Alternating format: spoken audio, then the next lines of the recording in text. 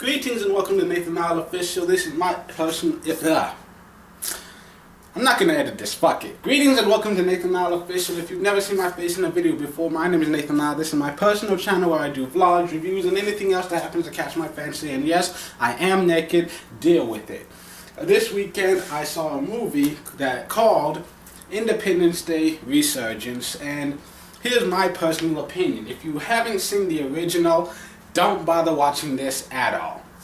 I have seen the original, but the last time I actually sat there and watched it was 2 or 3 years ago, and apparently there's some stuff that I missed. This is very much a sequel. It's not a reboot, it's not a spin-off, it's very much a sequel.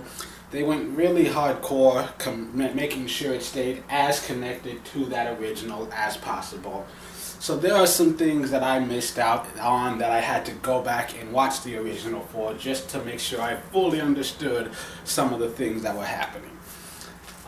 There are times when it gets somewhat convoluted. There are times when the story is very much cookie cutter.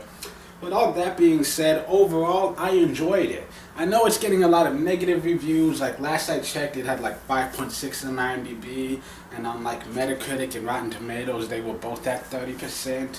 There are probably a lot of people saying a lot of bad things about it, but you know what? I honestly just enjoyed it. Overall, it was a very good experience. I thought the actors were great.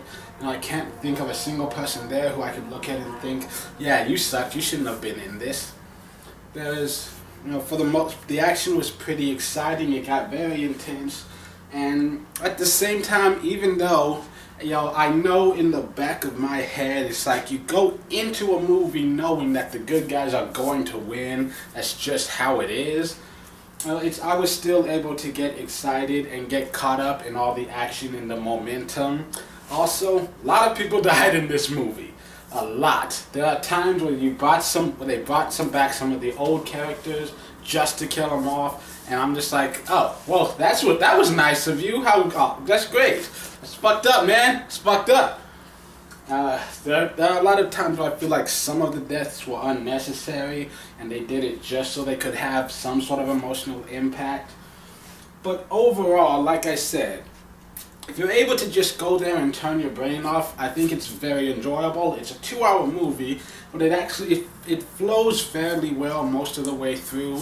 There are times when it gets a little too distracting with the different side stories and stuff, but for the most part, it's a fairly easy watch, and I think there are definitely worse ways to waste 2 hours of your life.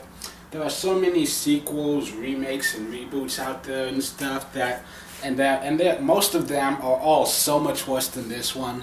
So many of them I don't ever plan on even looking at once. So I think for this, definitely watch the original first just to get yourself reacquainted with it, and then just turn off your brain and just let it happen. Kind of like a roller coaster. If you think about how much the fact that you could derail and you could die a horrible death, it's very hard to enjoy it. But if you just put your hands in the air and scream, and it can be a really exciting ride. I'm gonna go eat now. Damn it, I missed.